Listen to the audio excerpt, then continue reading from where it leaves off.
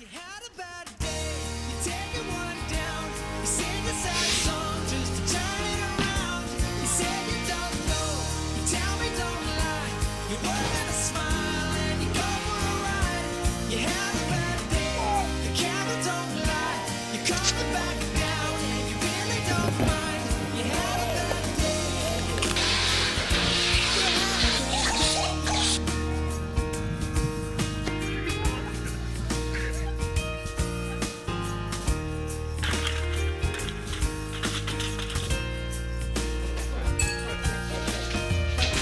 Well, you need a blue sky all the day.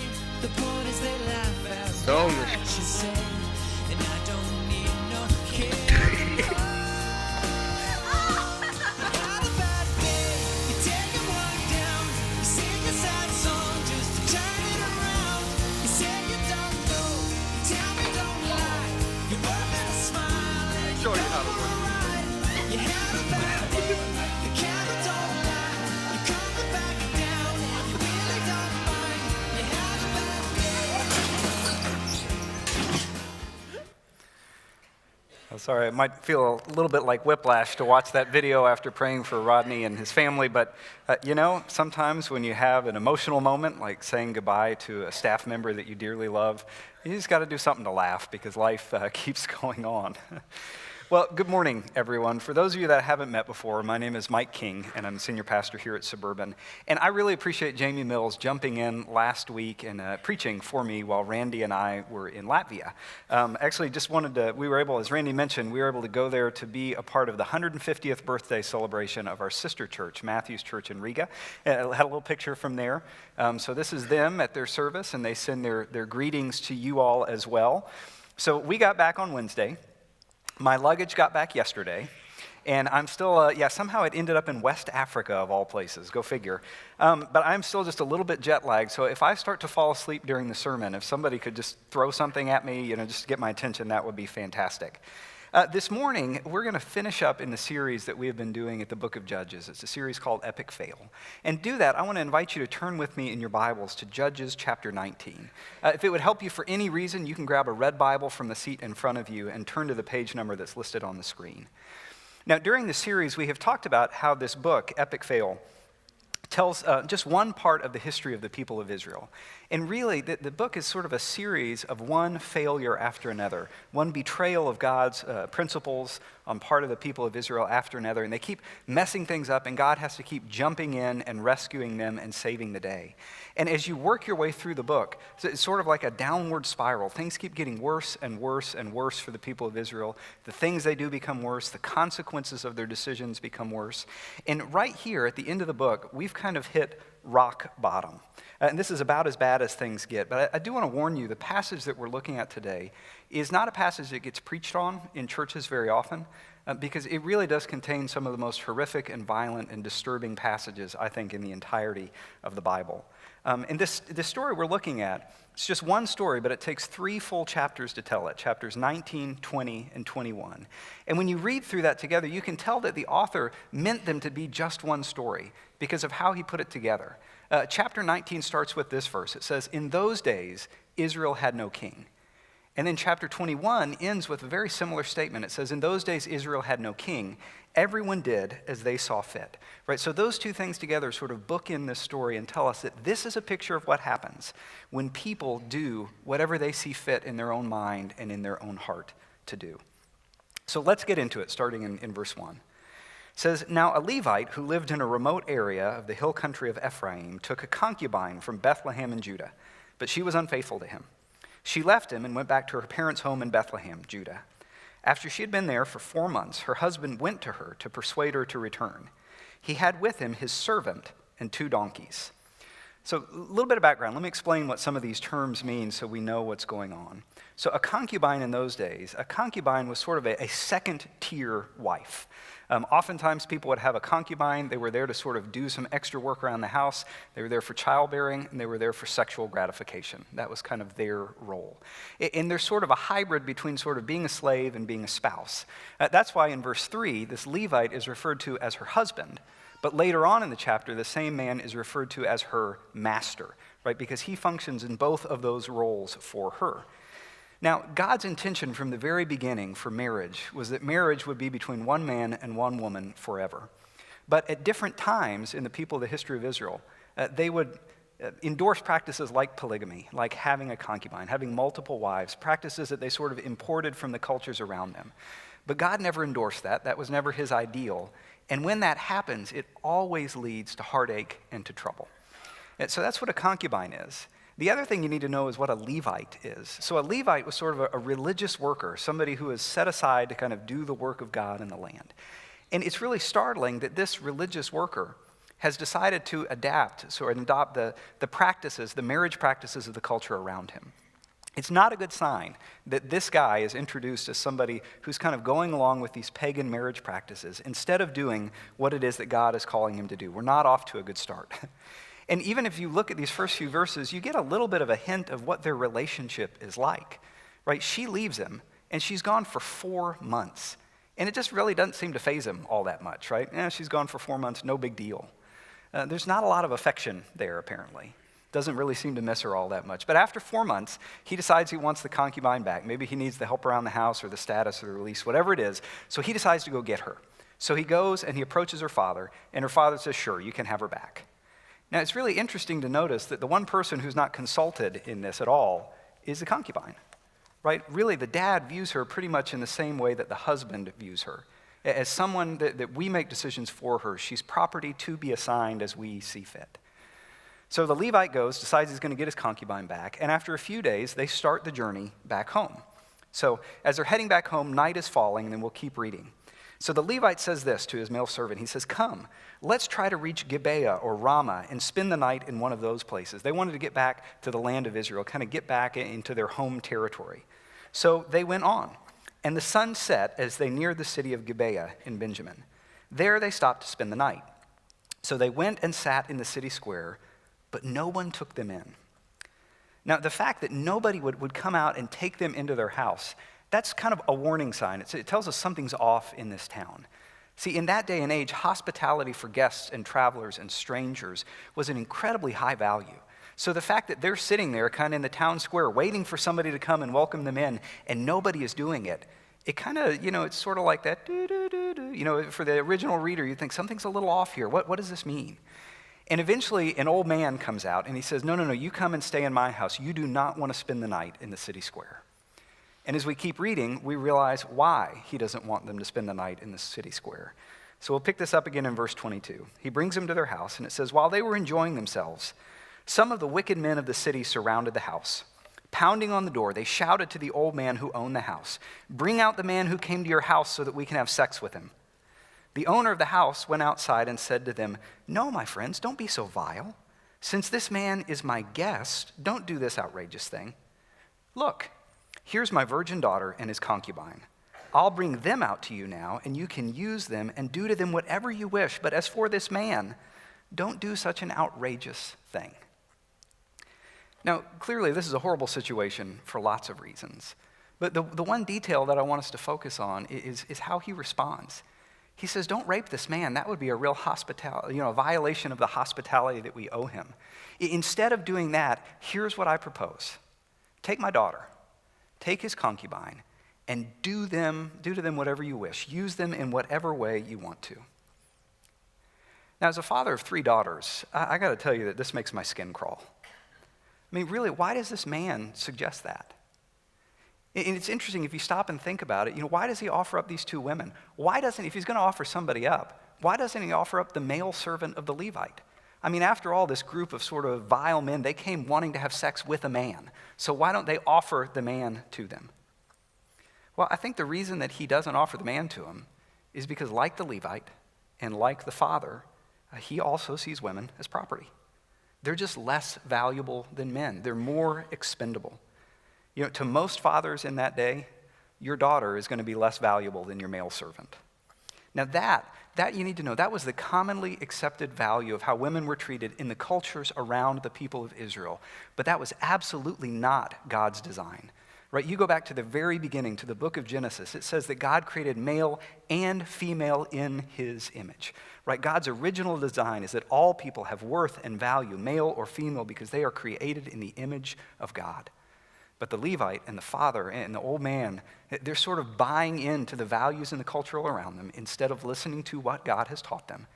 And the results are really tragic. And I really think that this example should kind of stop and make us pause and wonder if in some ways this idea, this sort of way of treating women isn't still alive and well in our culture today and maybe isn't influencing us in ways we're not aware of. I mean, think about how women are routinely treated in our world. I mean, just think about the news story in the last couple of weeks. Right? Just in the last couple of weeks, we've seen a very liberal Hollywood film producer lose his job because of this history of rape and sexual abuse of women. And at the same time, there's a story coming out of a Republican member of the House of Representatives who has to resign because he got his mistress pregnant and tried to convince her to have an abortion even though he's very pro-life, right? He's willing to sort of sacrifice that life, make the woman make this choice to save his skin. Or even think about the last presidential election that we had, right? As a nation, we had an interesting choice to make. We could vote for a man who was recorded on tape talking about how he could grab women by their genitals if he wanted to because he was powerful and rich and could get away with it. And on the other side, we could vote for a woman whose husband, while he was in office over decades, routinely used his power to initiate sexual relationships with young women and college interns and abuse them in that way. And now that I have run the risk of offending everybody, wherever they are on the political spectrum, let me just take a minute and say this is not a political comment, right? That's why the examples come from both sides of the aisles. We're not talking about politics.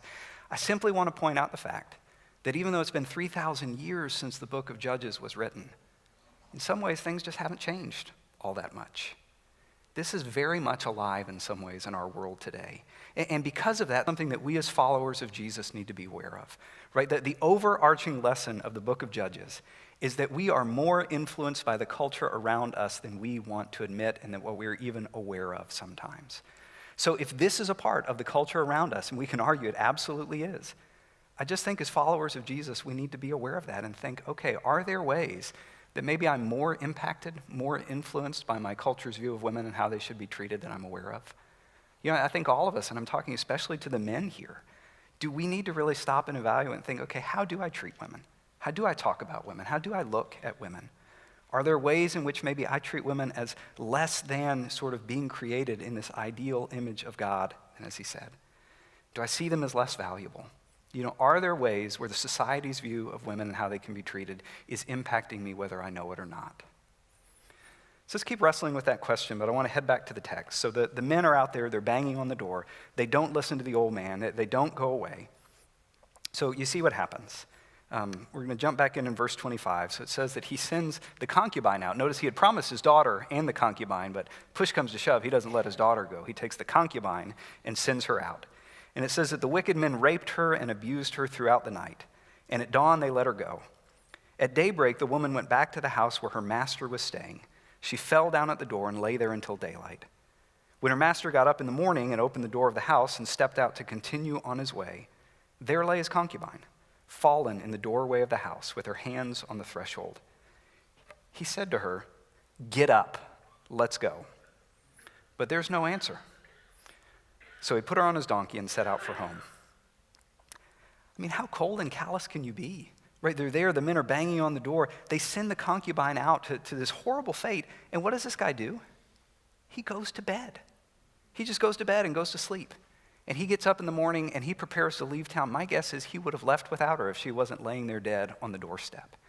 And there's just no affection, there's no sympathy. I mean, this woman was his lover after all, but there's just no relationship, no connection there.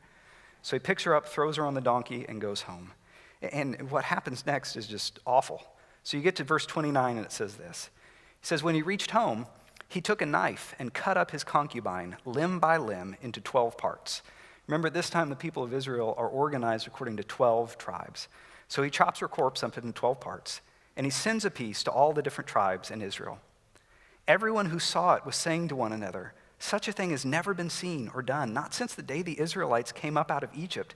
Just imagine, we must do something, so speak up. I mean, this is a horrible story. But what's really striking here is when you start to ask a question about his motivation. Why is he doing this? Why is he trying to rally the troops and get vengeance? He obviously doesn't care about her as a person. So why is he doing it? You know why he's doing it? Because he lost some money. right? He lost his property. He's had some property loss, and he is ticked off about it, and he wants some vengeance. So in a very dramatic way, he rallies the tribe, and vengeance he gets. So the people from the tribe, they come together, and he says, I need to get them on my side. So he tries to then explain to them what happened. And look at the way that he describes it. Look at the way he sort of frames this up.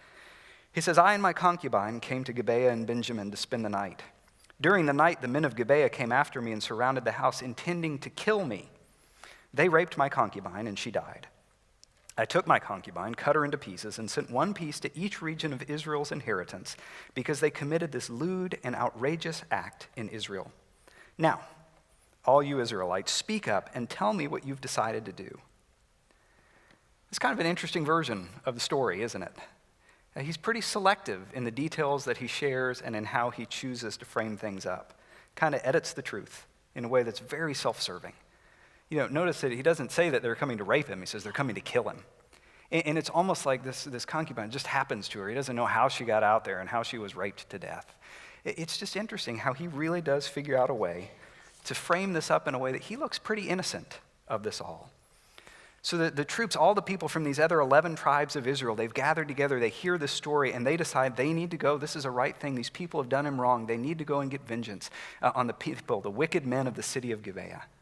But there's only one problem. Gibeah isn't on its own, right? It's part of a larger tribe, the tribe of Benjamin.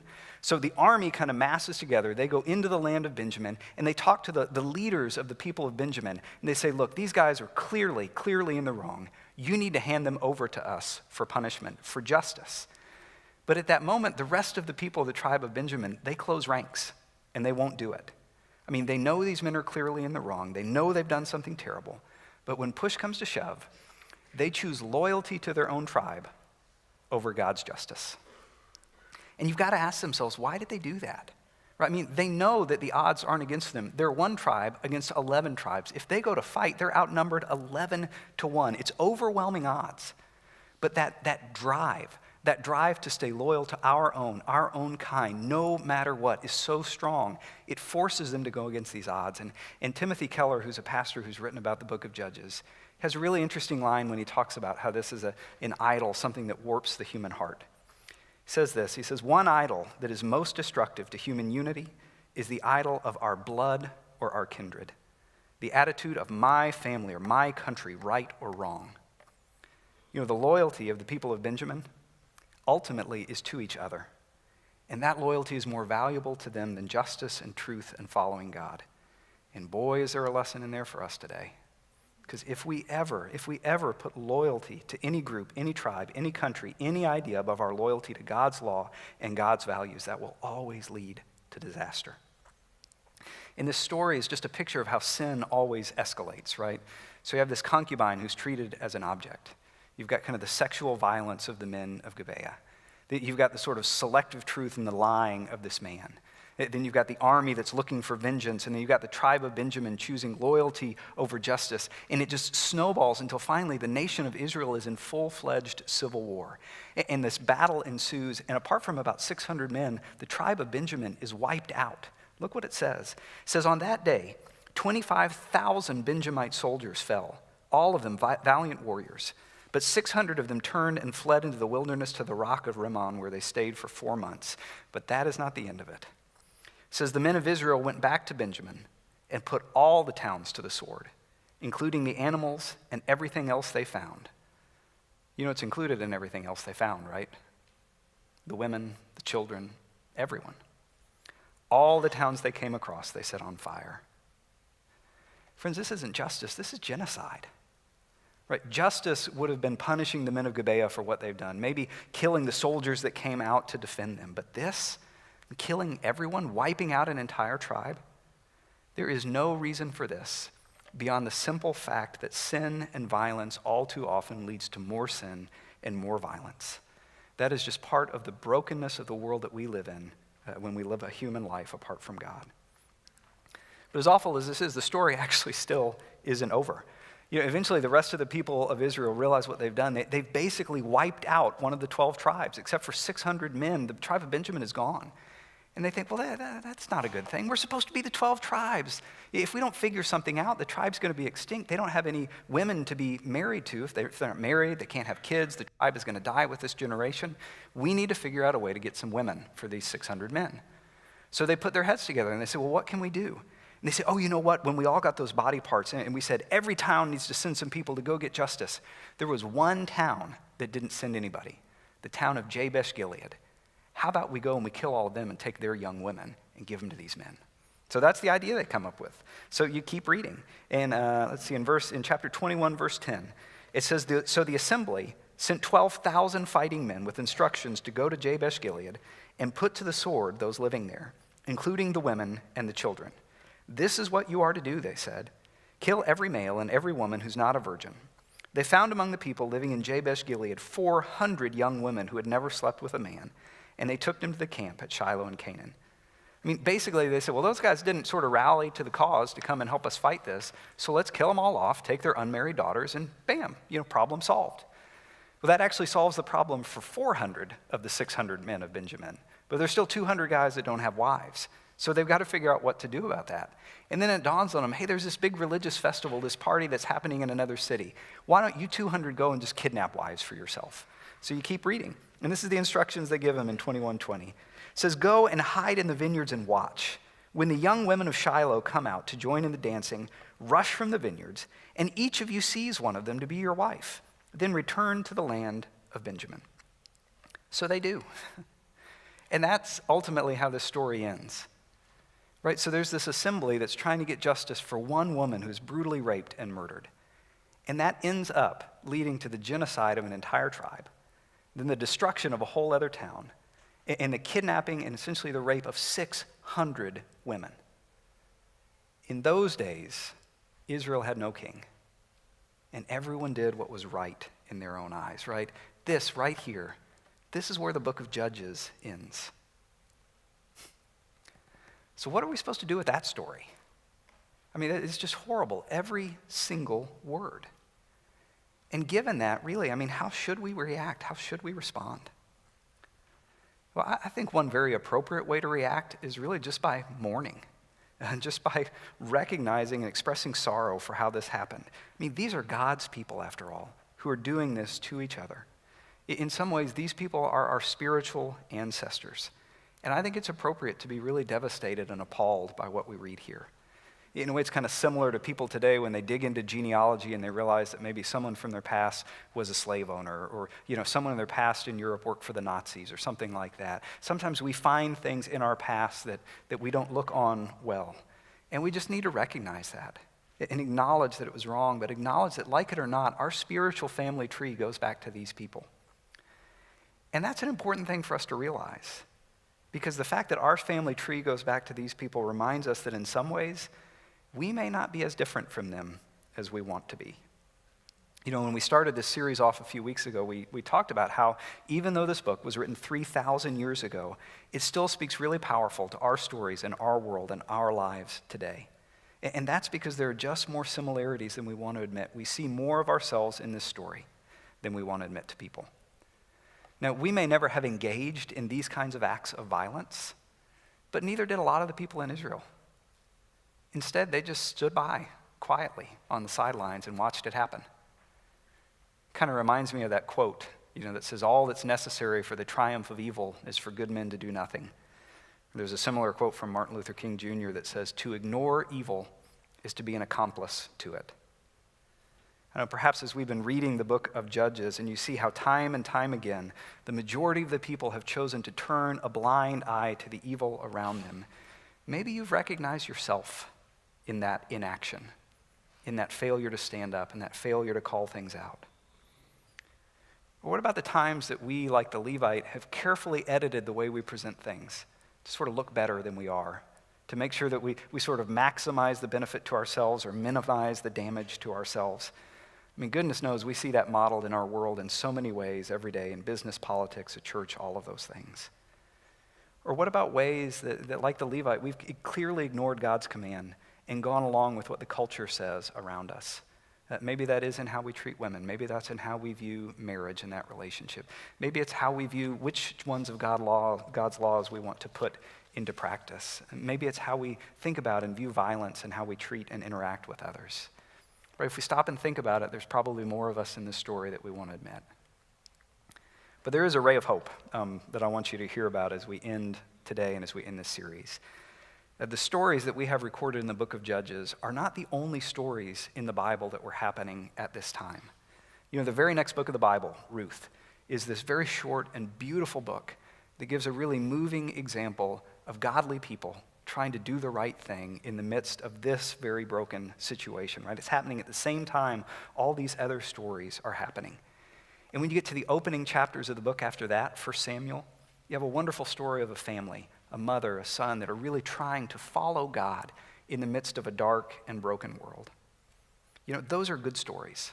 Those are the kind of stories that you hear about in church and in children's church. You know, and maybe as you sort of listen through the story, maybe those are the kind of people that you really relate more to.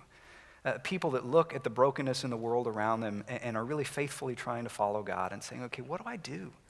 What do I do in the midst of a world that is so dark and so broken? How do I faithfully engage in what God is calling me to do in the midst of a broken world? And if you've ever asked that question, you're in luck, because we've got two great opportunities to help answer that question coming up. The first one is our next sermon series. We're calling it Engage, and it's really designed to answer that question. How can we be a faithful presence in a broken world? How do we engage in the issues and the conversations that our friends and our neighbors and our coworkers are having in ways that point them to the hope and the life that we find in Jesus? That's what we're going to be talking about in our next series. And I also want to draw your attention to something that was in the bulletin today. We put a flyer in there for an event called Q Commons that we're hosting on Tuesday the 7th up here at the church. And the name probably sounds a little bit funny. Q is the organization that is putting it on, and it's commons. The idea is that it's creating a common space where we can come together and begin to have a conversation about what it looks like to really engage in some of these issues, to engage in bringing the redemptive message of Christ to a very broken and divided world. I want to show you guys just a short video that kind of helps describe a little bit about what that event is.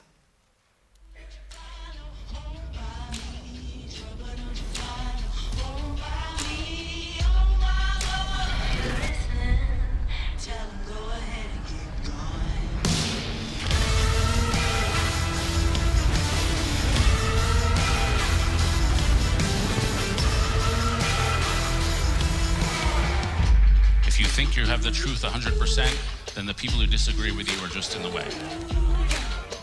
Isn't it possible that technology is not only making us numb to each other in some ways, but also could be making us a little numb to God?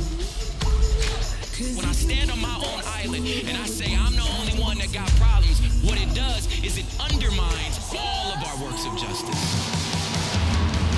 Trouble don't you find no home by me. Trouble don't you find no home by me. Oh my Lord, if you're listening, tell him go ahead and keep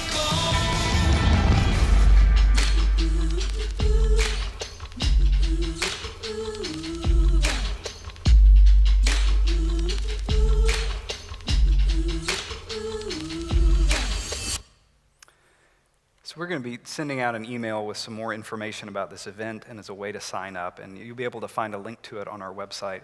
This event is totally free, but if you could kind of register through their website and just give us an RSVP, that's a good way for just give us a chance to know who all's coming so that we can be prepared on that end. And I really do want to encourage you to come and to be a part of this. One caveat, I apologize to some of you for the music in the video. Don't let that put you off. That's not what the event is like. It's really mainly people talking with lots of space for conversation. That's a video that was designed to really market this event to a younger generation. Music even made me feel old. But the content is really what we're driving at for people, right? We really do believe that followers of Jesus can engage in the important conversations in our world today in ways that are helpful and that can bring light and hope to the brokenness and the really divided world and the really divided nation around us. Because that ultimately is the hope that the gospel truly provides. Right, as the writers of the New Testament books remind us, when we accept God's offer of love and grace and forgiveness, that's the only place that we truly find help for our broken condition. And when we receive that gift from Him, we also receive God's empowering presence, the Holy Spirit, which is what gives us the power to truly be changed from the inside out and gives us the power to go and offer that light and hope to the broken world around us, right? That's what the gospel promises. And that's why we call it good news, because that is good news.